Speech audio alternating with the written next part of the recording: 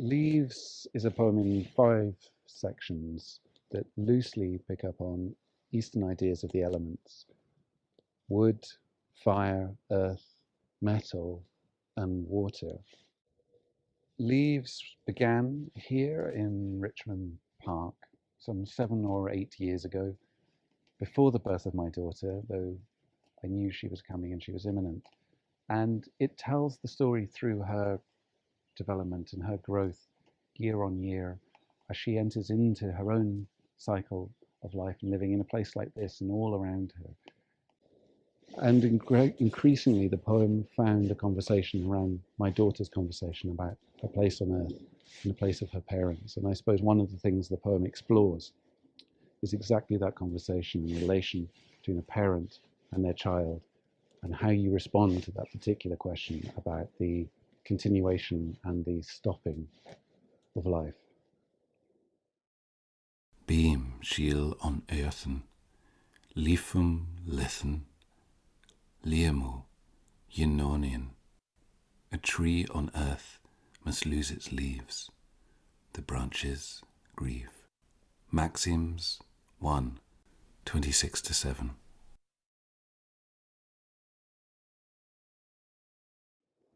Kicking up leaves in a lulled wood, when paths are covered underfoot, and a low rook claps at a loose dog, or a called name carries on the bare trees, as dry leaves flow from toe to heel, and slowed, the mind unfastens from its rope, like a raft admitted to a current. Draped again on a childhood boat, watching the bowwater splice and seal at the stern. There and here, in one place and two. What child was unhappy with leaves at their knees, with red leaves tipping their boot tops, brown yellow leaves going in with their socks, or playful with planefalls to dunk in the hood of a duffel coat? But the wood is not yet your childhood, and out on a clearing, on the open slade, 3 hawks hang on unseen strings, and where the crack willows splay, like dancers spent upon their stools, their heartwood open to audience, the young beams of a brocket, kneeling in the grass beyond the knot, so close his breath was felt before his bray announced him. 4 times he rose and roared, my ribcage belling. I thought that all that stood between us were those trees. Beth, Luish, Fen, Shayla, call out the billy witch, call out the thunder. Nian, Ua, Dua, Chinya, call out the oak ox, call the horse pincher. Something has stirred in the self-same wood, in the woken wood, the altering wood. Something has slipped in the semblance, like someone in their autumn coat who changes just their gloves each day. What falls is not forgotten, but in time drawn back through the bole and the branch in the annual abscission, all in time returned to time. I know what time is until you ask me. Fire will be found in the wood, and the earth fed by fire ash, and the metal forged will enrich the water so the wood may drink before it is given to fire. These are the phases, 5 roots and 4. These are the states of change.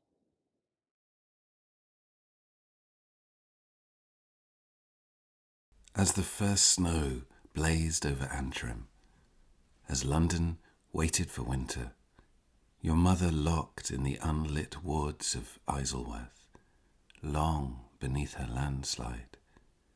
Your father lost to the unmanned miles of corridor. Into this you came, furnace to flame, dear, dear one, beloved, friend. Frost shall freeze, fire melt wood, earth grows, ice bridges, and water wears a helmet of glass to shield its new-made life. And a worn mind slips to a fire pit in childhood, wet lines looped on a cool lawn, a wheelbarrow ferrying its deadwood and leaf break, those moss-run bones of broken branch, having no more and so more to give. Cloak, smoke, barely blaze, though flukes rose up through the copper beech leaves, as if they had somewhere to be.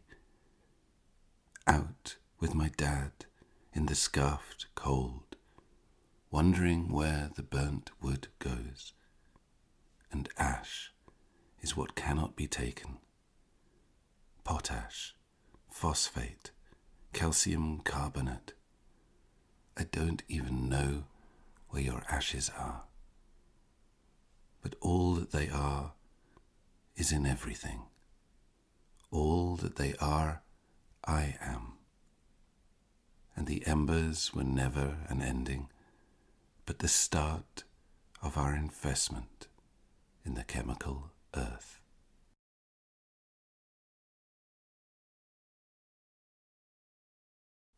The wood is the spring and the fire is the summer, and the earth our late long summer.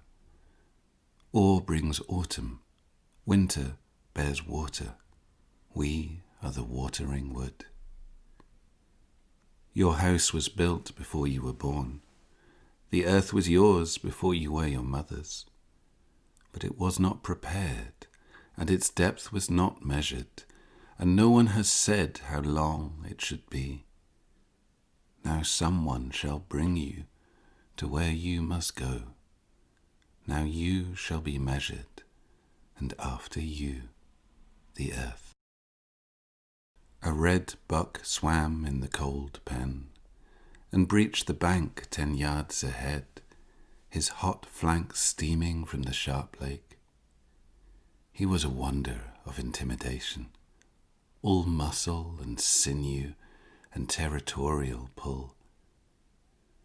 I took the ground between him and your pram, certain he would run us through.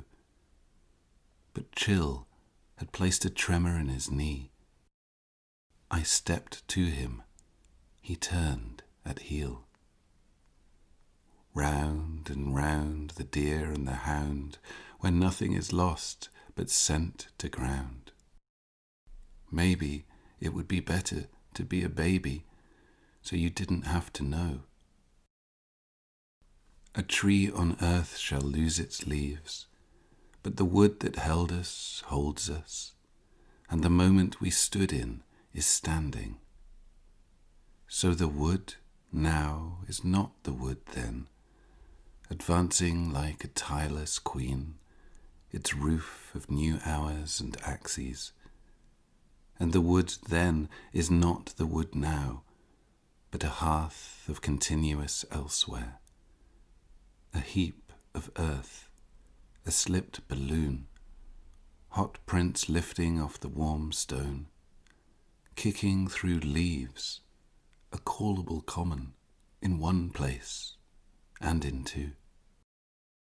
Somewhere ahead of where we are, we are. Somewhere behind of where we are, we also are. I was there with you now. I am here with you then.